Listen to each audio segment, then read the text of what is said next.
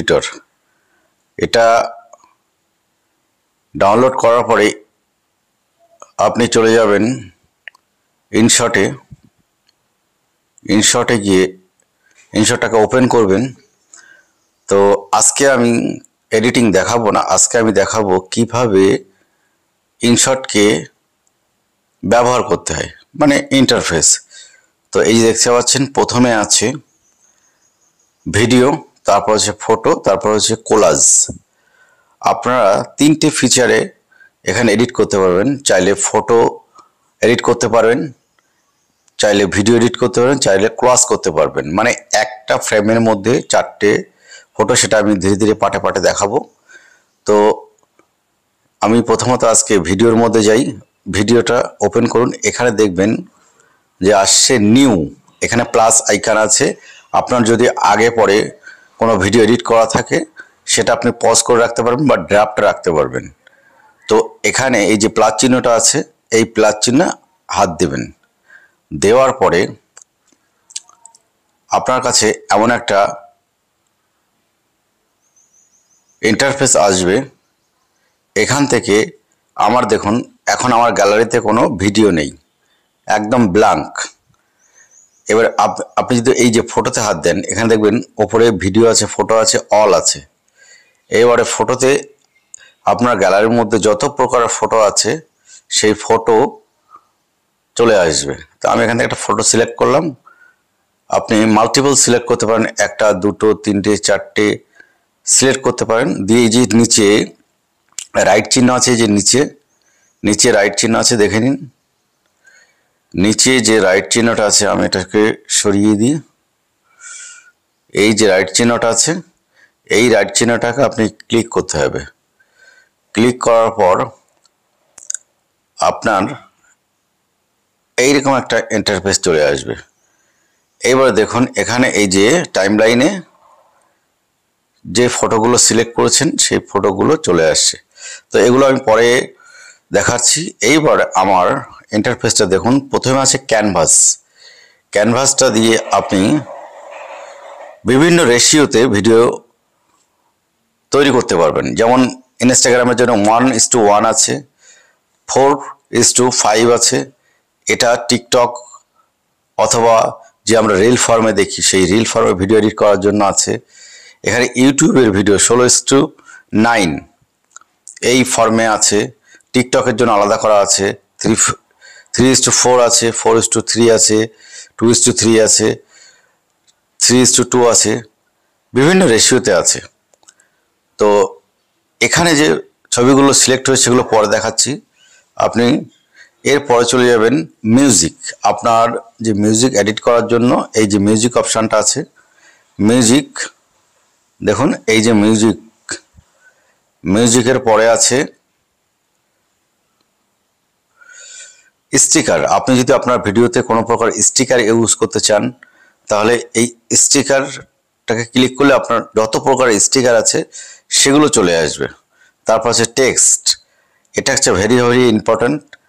ভিডিওর মধ্যে আমাদের টেক্সটের প্রয়োজন হয়। এই যে টেক্সটের প্রয়োজনের জন্য টেক্সট ব্যবহার করতে পারেন। এরপর হচ্ছে এফেক্ট। ভিডিওতে বিভিন্ন প্রকার এফেক্ট দেওয়ার জন্য এফেক্ট দেওয়া আছে, ম্যানুয়ালি কিছু এফেক্ট দেওয়া আছে, আপনি বাইরে থেকেও নিয়ে আসতে পারেন। তারপর আছে ফিল্টার। এই যে দেখুন ফিল্টার আপনার ছবির কোয়ালিটিকে ব্যালেন্স করার জন্য ফিল্টারটাকে ইউজ করতে পারেন। এরপরে আছে